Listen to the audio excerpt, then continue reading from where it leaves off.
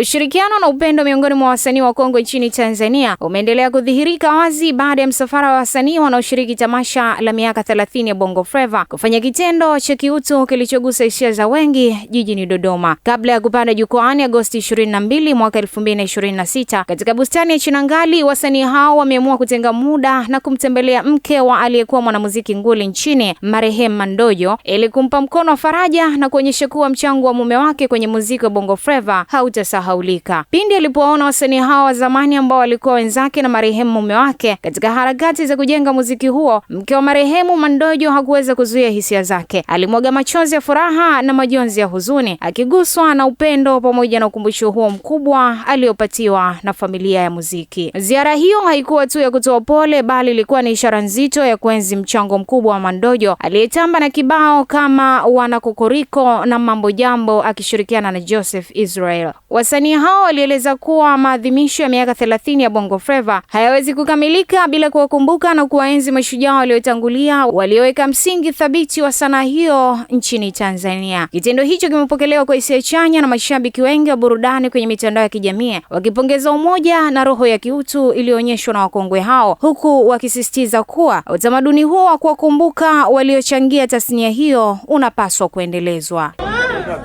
Wapisheni hivi wasanii wapite wampe mkono alafu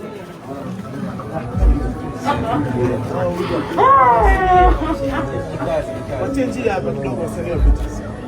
Kama huko ile wapite hapa. Chako kuombe. Nenda njia moja.